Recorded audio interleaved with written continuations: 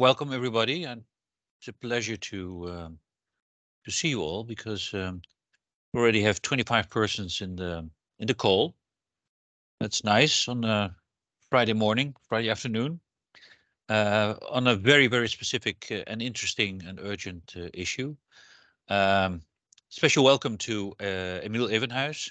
I will introduce him shortly. Um, we're starting this meet and learn session. It's already the 7th meet and learn session in the row, organized by the SURE Euro Delta working group of the European Network of Metropolitan Areas Metrics. I am Eric Pascha, I work for the City of Amsterdam, Department of Urban Planning, Sustainability, and we're currently chairing the SURE working group. In this working group, for those of you who joined for the first time, we explore if and how we can solve the big challenges of today faster and more effectively by collaboration on the scale level of the Euro Delta, the river delta of the Rhine, the Meuse, and the Scheldt. Currently, we're very much focusing on the issue of circular transition, circular economy of the built environment especially. And we will soon start an Interreg proposal, Interreg research program called ASSET. And as I said, I'm very happy to welcome Dr. Emil Evenhuis from the Netherlands Environmental Assessment Institute, who will talk about space for circular economy, exploring the spatial requirements for the transition to a circular economy. And this is a research that was conducted by the Dutch national governments. So, Emil, you will tell us about, I think, 2 or 4 of the 4 future scenarios that you developed. And this is focusing on the Netherlands, but we already discussed with you to think about how these scenarios could be framed in a bigger macro-regional context crossing borders. Now, before I give the word to Emil, I would like to note that the session will be recorded and published on the website of the SURE Euro Delta and on our YouTube channel afterwards. So if you have problems with that, if you don't want to be a part of the recording, please leave the video off. If you have any questions, please put them in the chat or raise your hand during the discussion at the end of the session. My colleague Zishan will help to track your questions. So please, Emil, the word is yours. Yes, thank you very much, Eric. Thank you. Also Dagmar and Zeshan for the preparations. So I'll start sharing my slides. I hope you can see the slides now. Let's put them on full screen. Yeah. Yes. Yeah, like Eric already said, I will be talking to you about some research we've recently completed. So me and a colleague of mine, Trudy Rood, with regard to the spatial aspects of the circular economy and what that means for spatial planning. But let me also first say something about sort of Planbureau voor de Leefomgeving, PBL, the Netherlands Environmental Assessment Institute. So it's a research institute in the fields of the environment, nature, climate, spatial policy, spatial planning, also regional development. Well, our mission is really to contribute to the quality of political and administrative decision making through conducting outlook studies like this one, or analysis, evaluations. And we are actually part of the central government in the Netherlands, but we're independent. We operate independent from policy. So we have we're at a bit of a distance from actual policy making. So it's we're about 270 staff, and so one of our strategic research themes is a circular economy. So we have this coordinating role in developing the knowledge base at the national level for the circular economy in the Netherlands. and we also publish this assessment report every 2 years about the state of the circular economy in the Netherlands. And me personally, I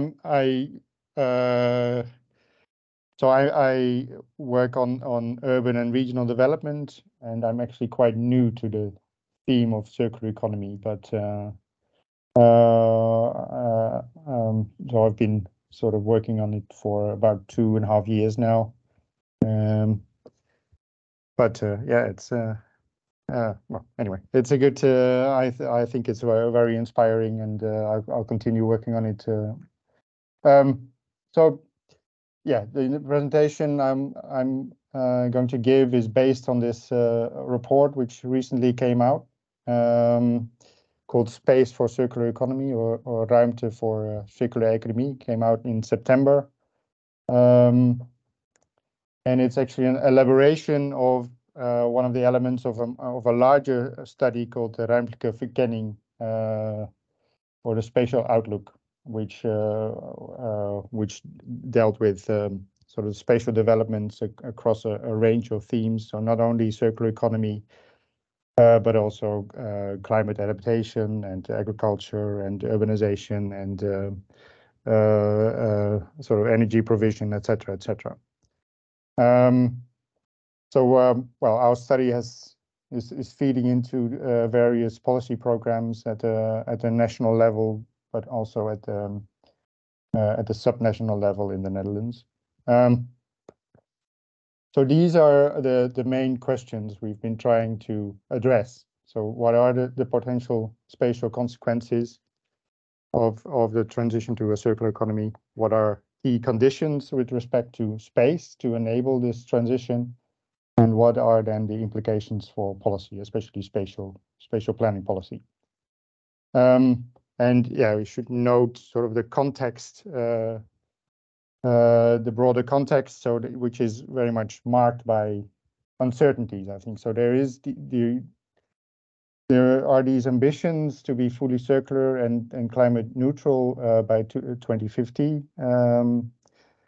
but it's not so clear what the circular economy could or should look like, right? That there are varying views on that. There's also not that much research that has looked at the spatial aspects of the circular economy in a sort of a comprehensive way. But at the same time, some really important choices and decisions have to be made already right now in spatial planning, which will also affect circular economy. So that's the larger context. So how do you deal with these big uncertainties? Well,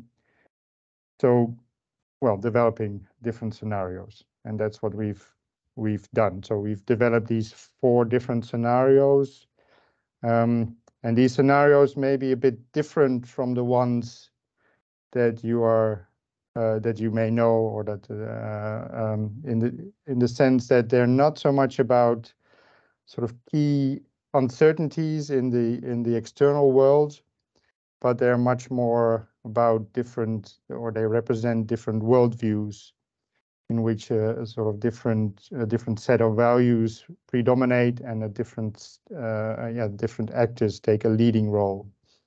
So there is, for example, this green state scenario in which the sustainability objectives really take precedence, and then especially the national government together with the European Union would take a very forceful approach in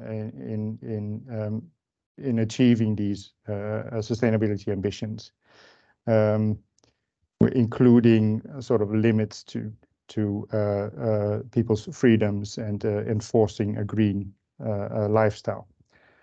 So, and then there's this high-speed world, for example, in which sort of technology and digitalization is fully embraced, and then the physical world sort of loses some of its importance, and people live their lives more in virtual worlds.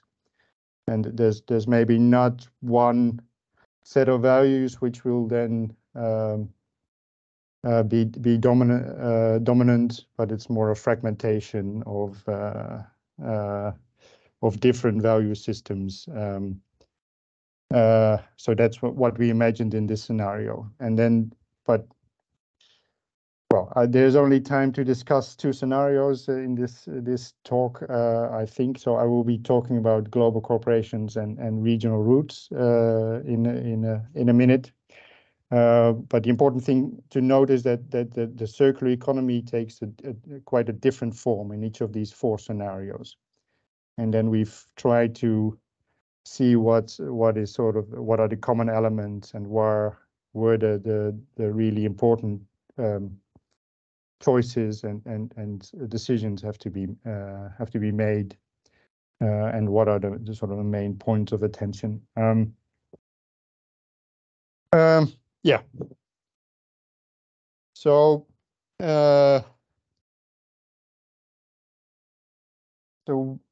so the main parameters in which we've varied across the scenarios are these six, which I'm going to discuss now. So you may if you know something about the circular economy, then you will recognize some of these, I think.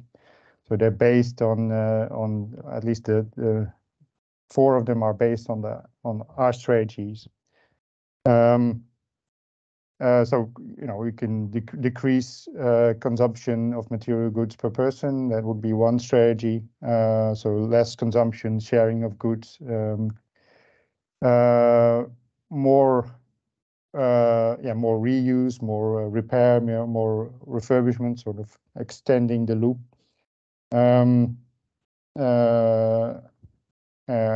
So more recycling would be a third strategy.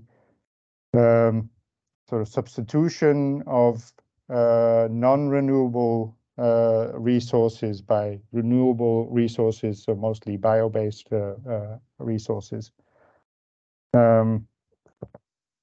Then a fifth strategy would be greening production processes to make production more sustainable, even though you sort of keep on using non-renewable resources.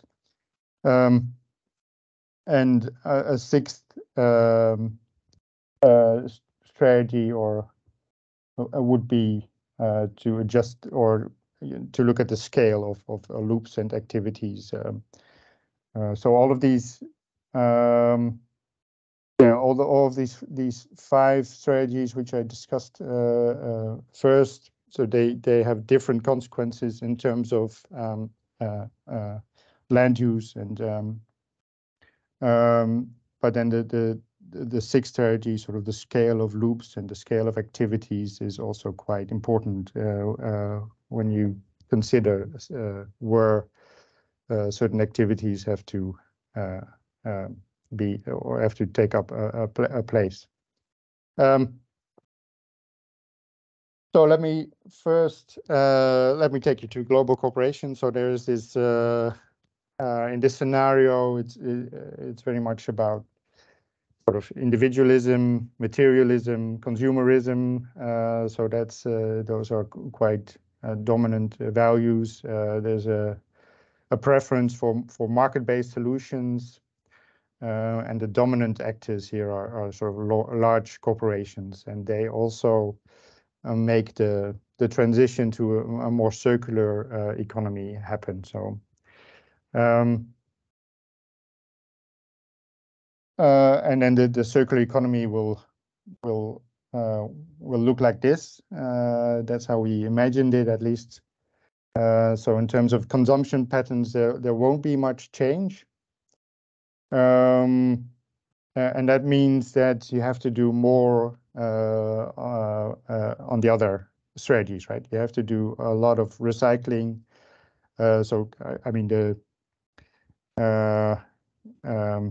the amount of materials we use would still grow in this scenario, and then you have to do a lot of recycling.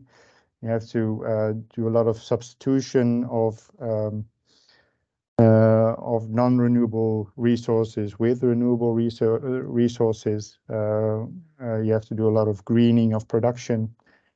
And then the scale of loops and activities will be more at the global and the European levels. So for sort of subnational governments, this would mean that they don't have sort of a major role to play. They mainly would accommodate large corporations and their attempts to become a circular and more sustainable.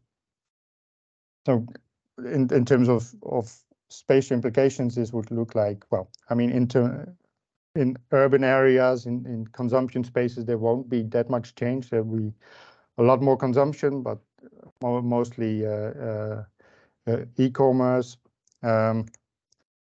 In business parks, there would be a very substantial expansion. So there's all these new functions which will be added, like recycling hubs or hubs for reuse of construction materials. So a lot of distribution centers to accommodate these big flows of trade and materials. So many more, data centers, digital infrastructure, and there'll be, the office space will also expand. The same goes for sort of ports and industrial zones, which will also grow because there's, on the one hand, there is a phase out of the fossil fuel and fossil materials and the industry around fossil fuels and fossil materials, which will free up space, but that will be taken by the expansion of processing of bio-based resources, chemical recycling. There's a lot of energy-related activities which will land in these industrial zones and these ports. So like the port of Rotterdam, for example, and the port of Amsterdam, and also in Zeeland, and we have another one in Groningen, for example, and also Gemmelot in Limburg. And then there's this continued growth of handling and warehousing of goods. So there'll be, I think, in this scenario, thinking about sort of coordination, questions of coordination between different subnational governments, especially. There'll be questions around especially these activities in industrial zones, right, where so there's these bio-based resources, for example, and what kind of where they come from and where they go from these industrial zones. And same goes for recycling, right? How will the recycling flows, or the recycling loops, how will they take shape? That will be sort of a transnational question. So then there's another scenario I'd like to discuss, which is regional roots. And here there's sort of the dominant values are really sort of security, familiarity, and there's a real preference for more small scale, sort of human level solutions. So that's really a large contrast with the other scenario I've just discussed. And then there's, so people really have a preference to organize things in their own local communities and through their own local government. So local governments are really quite an important actor in this scenario. And the circular economy, we imagine it to look like this. So I mean, like I said, there's there's a real preference for local solutions, so reuse, repair, and also recycling, and the substitution by renewable bio-based resources will all happen more locally, and we think that will be at the expense of, to a certain extent, at the expense of the effectiveness of these solutions. So that's why you don't see a plus plus. And the greening of production, which requires quite big, large-scale investments, and the same goes maybe for substitution of so by bio-based resources will not happen to the same extent as in this other scenario as I discussed. And we also think that in this scenario the standard of living will not rise as much, which will then also reflect in the consumption of material goods. So in this scenario, it's also people find it less important to have to own material goods. Yeah. So and the scale of loops and activities is really, well, at the local and regional levels, right? This is really the defining element of this scenario, and subnational governments will be very active in trying to make this in trying to make the circular economy happen. And then we imagine it to look like this in terms of space. So there'll be much more small scale shopping at the local level. There'll be a local sharing of goods and also mobility solutions at the local level. There might be some combinations with craft production and with repair. In business, on business sides, there will be quite a substantial growth. So there'll be a reshoring of manufacturing, right? Of some manufacturing, not all manufacturing. And there'll be a processing of some locally produced bio-based resources, depending on the region. There might be hubs for repair and refurbishment of goods, and hubs for, again, reuse of building materials, for recycling. So those would all, be happening within the region in question. There'll be quite a scaling down of logistics. So it wouldn't be large scale logistics, but more smaller scale logistics. There won't be as much space for digital infrastructure and data centers, and also the demand for office space will not be as high in this scenario. So the business services will not grow much in this scenario. So industrial zones, there will be some shrinkage. So there's again a phase out of fossil fuels, fossil materials. There'll still be some processing of minerals and metals. So steel making could still happen. And mineral resources, it would be cement or sort of bricks or sand, things like that. That would be still happening quite a bit. So we do imagine a growth in bio-based fuels in this scenario, as it's sort of a secure supply of energy. But the growth in other bio-based resources, for example, to replace plastics, or that will not happen as much.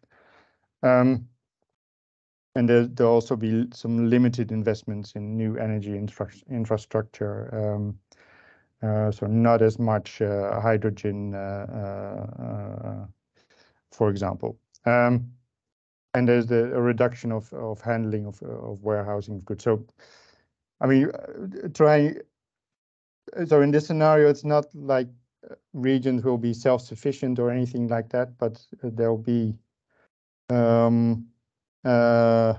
yeah, some of the supply chains and loops will be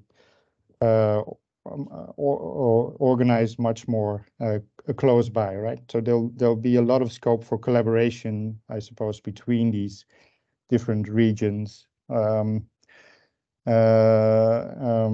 So that's how we imagine it in this scenario.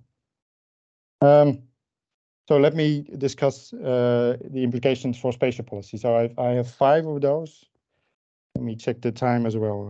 All right. So I've been talking for about 25 minutes now. So I'll try to go through this quite quickly. So it would be wise to anticipate sort of extra demand for space as a result of the transition to a circular economy. So there's quite a lot of activities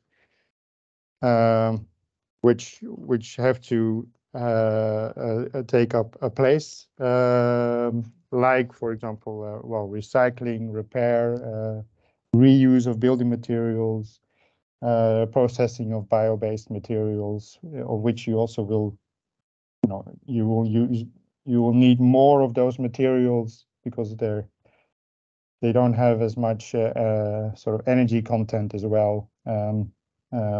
So the amount of these materials will also be bigger, and so they will take up more space. So in a transitory phase, there might be extra space needed as well, because sort of the old systems are still operating while the new system is being is taking shape. So for spatial policy, this really makes the puzzle even bigger, right? So there's a puzzle of trying to combine all these competing claims, because also the energy transition and housing and the climate adaptation, they all need space. So and there's a list of types of locations which are really of strategic importance for circular economy, and which hence need to be available in due time.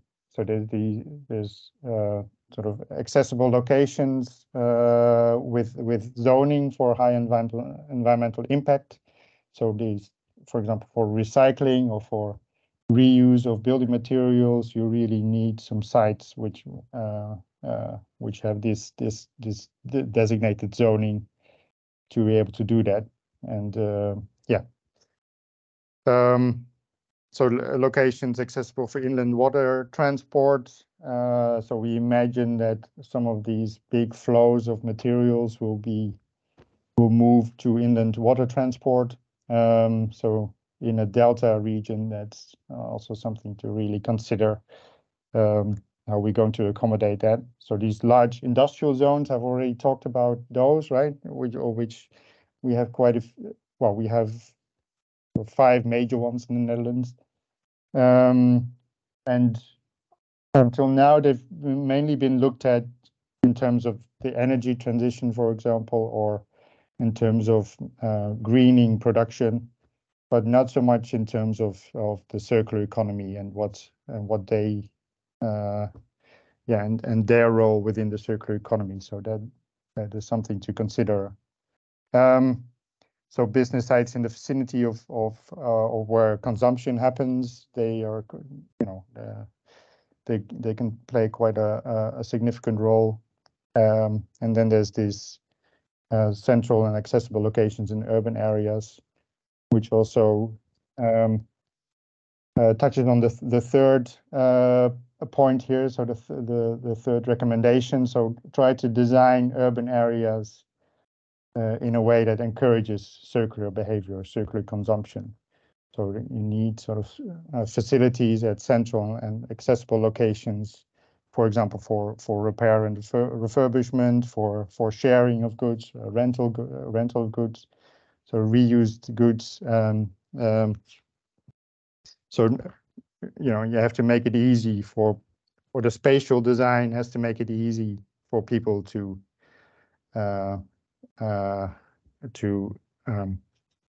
consume in a sustainable and circular way. So the transition to a circular economy also has consequences for infrastructure. So some of the infrastructural needs, especially infrastructure around transport, but also energy and maybe also digital infrastructure, will have to be adjusted for the circular economy. And there's some fundamental choices here. So either you can cluster activities, so you don't need as much infrastructure, or you connect, or the activities are more spread out, but you connect them through infrastructure. And the choice between sort of accommodating all the demands for extra transport or extra energy use, or you choose to regulate use, which for some of the energy infrastructure is already happening here in the Netherlands.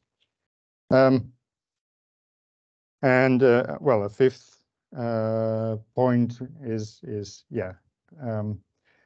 provide a clear direction in spatial planning, and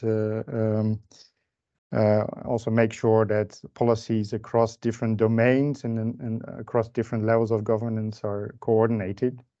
So there's these clear independencies between spatial planning policies and policies that try to encourage and promote the circular economy. So spatial planning policies need to create the right conditions for the circular economy, but on the other hand, the way that the circular economy will take shape very much determines what kind of spatial requirements are needed. And then there's, to make it even more complicated, there's also these potential synergies with other transitions, like the energy transition, for example, or climate adaptation, and also extra housing. And the way we go about constructing extra housing will also influence how much materials is needed, right? So that's already a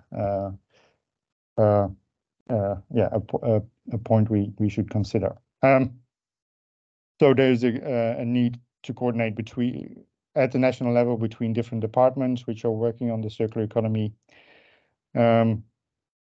And then there's also this need to coordinate across different layers of government, and should include the European level here as well, and cross-border cooperation. So let me. So this is the last slide with some conclusions. We think scenarios are a very useful way to deal with these uncertainties, which are still there, and to get a grasp of what the transition to a circular economy will entail. And then there's definitely a quantitative challenge. So we have to have enough space at the right locations, but also there's also a more qualitative challenge, right? So we need to sort of meet new requirements and new demands at these locations to facilitate and accommodate the circular economy. And I've discussed sort of more particular policy implications on 5 points. All right, let me leave it there and stop sharing my slides. Let me see if I can come back to you. All right. Thanks very much for your attention. Well, thank you, Emil. That was a wonderful presentation. I hope that we can that you can send us a copy of the presentation. I think all of the audience would be very interested to take a second look at all the sheets you made. And I'm also happy to announce that we have Dagmar again amongst us. So I would like to suggest that she takes over from here and lead us to a short discussion and evaluation of your presentation. Thank you very much. Yeah, Dagmar, thank you please. very much, Emil and Erik, especially for your flexibility to jump in. I had a small urgency here. Well, thank you very much, Emil. But first, before maybe somebody wants to start the discussion. Is there some questions? We have a question in the chat from Colin. Yeah, Colin, are you still in here? Yeah. Yeah, I'm here. Thank you for the presentation. It was really interesting. I had a basic question. Maybe it's written in your study, but if a policymaker we had to choose between one of the four scenario or take one of it with a bit of other, did you make sure that those four scenario will reach the objective of one of the GIEC environmental objective we have to reach, which is to maintain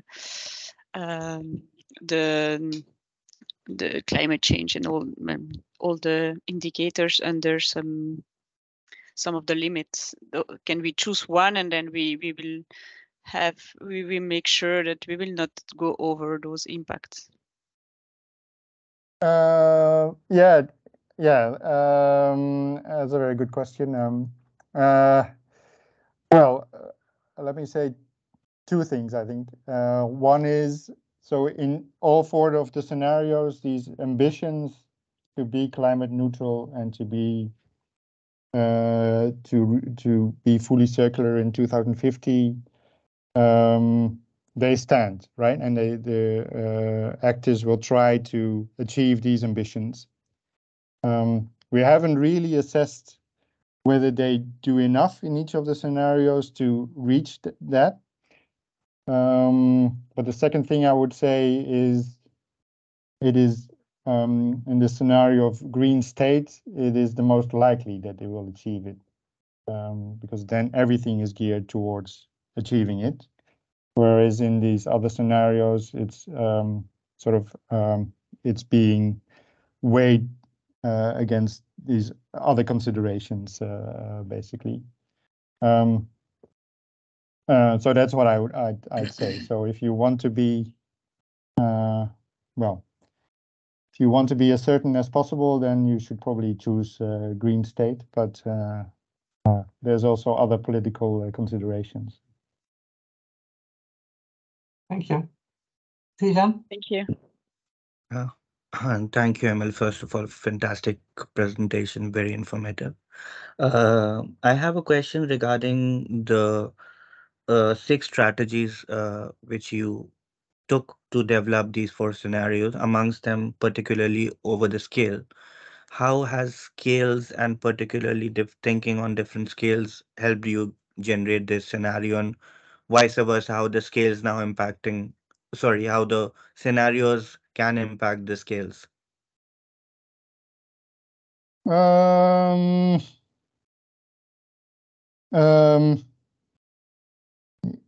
Let me think about that for a few seconds. Yeah. Well, I mean, so it is one of the parameters in which we vary. So in this in the global corporations, it's really you'd organize most of the loops and most of the supply chains at quite an international level. And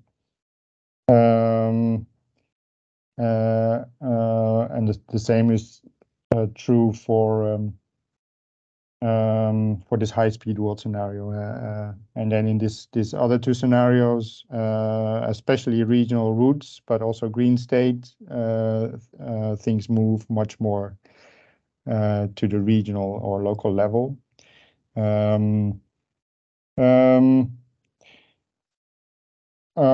that then means that there's certain activities which will happen at the regional local level, and which would have to have a place in especially business sites at the regional level or local level. Whereas in especially these global corporations, things move much more to these industrial zones, right? There's this large scale operations which then need to take place there, like chemical recycling or processing of bio-based resources. Yeah, maybe one more thing to say about it is that it's basically about trying to imagine how globalization will continue to happen, and which shape it will take. And in this global corporations scenario, it'll very much be about large trade flows, including large recycling flows, which will then be sort of globally and organized, and also within Europe as a trade bloc. And then in this sort of high-speed world, it moves much more to the virtual sphere. So there'll be a lot of exchange across the globe, but it won't be material goods, but much more about information and communication. And in this regional root scenario, there's sort of a deglobalization happening, right? So that's been the thinking. Thank you. Anja Steentjes, I saw that you had a question. Yes, it was more a remark because I know Emil from the Netherlands, and I have apprehended earlier that the scenarios are, if you have a square, there are the outer points in which things can develop, and the reality will be somewhere in the middle, and that will be dependent of the geopolitical conditions, international conditions, but also the choices in society and politics. And that is the thing. It are more, you can't choose for a scenario, in my opinion, but it are more directions in which movements can develop. So that would be my suggestion in or addition to the answer Emil already provided. Thank you. That's right. Yeah. Frank, I see you have your hand up. Yes. Well, thanks for your presentation. You showed two Euro Delta maps for both scenarios. One at the right below, and could you tell more about what's the difference? Because I expected the first map was full of concentration, thick roads, etc., and the second one was more scattered along with tiny dots. Well, maybe I didn't see it, but could you tell a bit more about the difference of the two maps, please? Yeah. All right. Shall I share again? Because then we can see the maps.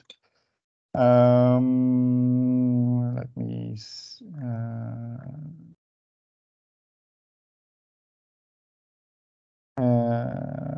Yeah. So you see again, I hope the slides.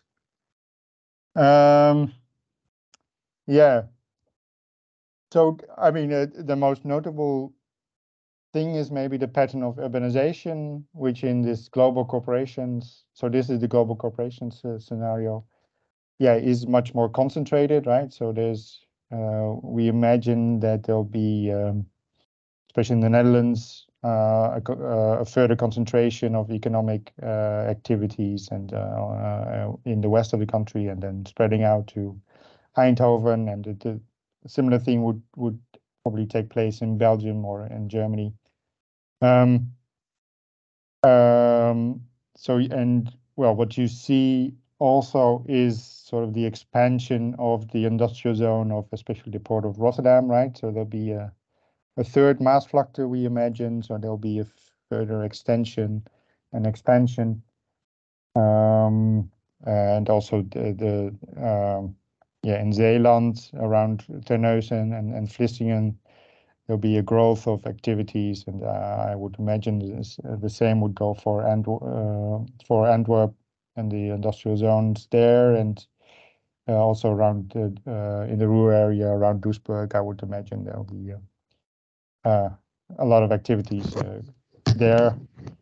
You can also see, I don't know if it's very clearly visible, but There's these boxes here, especially in Brabant and also around Rotterdam, and so those are all distribution centers, warehouses.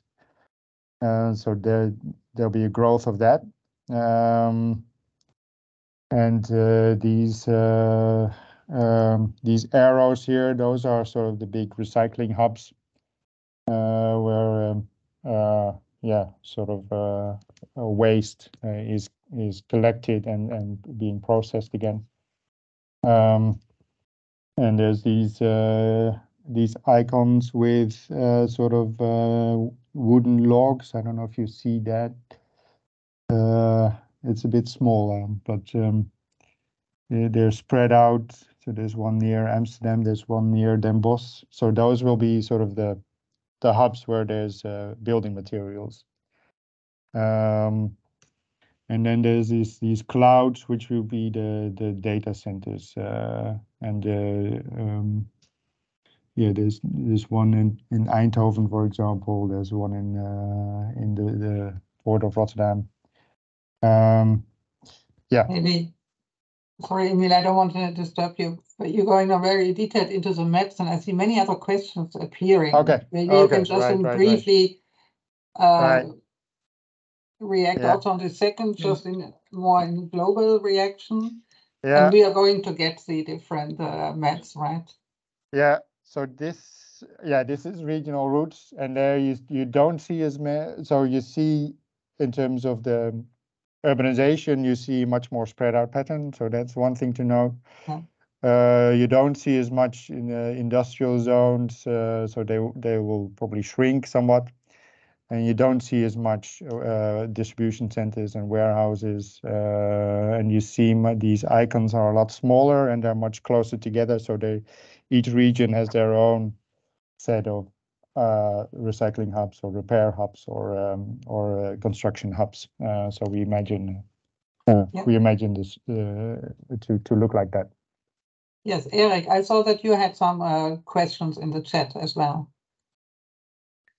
Yeah, thank you. I have two questions basically, but they're first of all, thanks for the presentation, because it stimulates my thinking very much. So there's two questions. One is, would you say is or is it part of the research that you've done that the impact of the circular economy in each and every scenario should be differentiated in terms of the specific sector of the economy that is to be made circular? So, for instance, I can imagine that making the automotive part of the economy circular needs a kind of a level of scale. You can't really refurbish, reuse all these cars that have to go from fossil to electric only in a region. That is technically almost impossible. Whereas a circular economy in terms of building and construction or clothing could be very well organized on a regional level. So are the differences between the various sectors of the economy? And the second is, would it be possible to define one or two aspects of these scenarios that they have in common? For instance, I was wondering, I think that in any scenario, circular economy would probably mean more transportation as well, because you have to transport fragments of the flows from one place to another to reassemble it and so on and so forth. So if that leads to more transportation, would all the scenarios be better off if we start thinking of increasing a sustainable or developing a sustainable transportation system for flows of waste, not only by ships and boats on water, but also by rail? So the two questions: common grounds and extremities caused by the differences between economic sectors. No, you're exactly right about the first point. So we haven't really differentiated between different sectors because it would, will be very complicated, and we don't have the. So we sort of had a more generic view of these strategies, but you're exactly right. So it would make sense to differentiate between different sectors, and especially construction. You know, it constitutes the biggest flows of materials, basically. So, and you could probably organize those at quite a low level of scale, I would imagine. Wouldn't really make sense to ship a lot of construction materials to other countries and etc. So you're exactly right, and that's something we would need to look at in more detail, I think. So this is just a first exploration in that sense. And yeah, maybe just sorry to interrupt you, but I'm basically very much interested in this because we're working together in the SURE macro-regional environment. So I'm looking for economic sectors that would benefit most from this cooperation on a level of scale of 50, 60 million inhabitants, while others could be, you know, that could be regionally or locally organized. Yeah. At PBL, we focus at the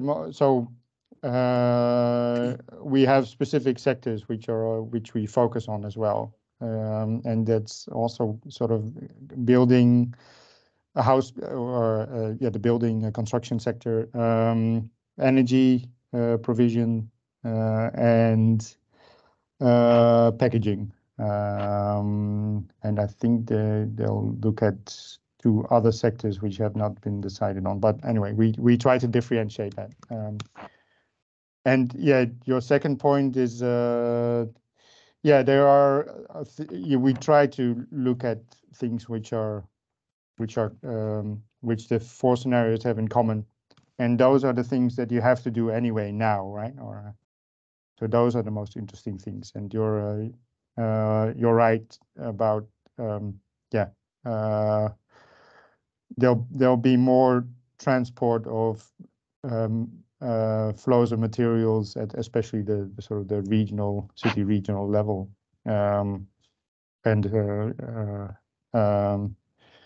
so you'd have to accommodate that, and one of the things is indeed inland water transport, and to make sure that there's still sites left there, and that it's not all given away to housing, for example. So that's one of the things we've concluded as well. Thank you very much, Emil. It is 3 minutes left.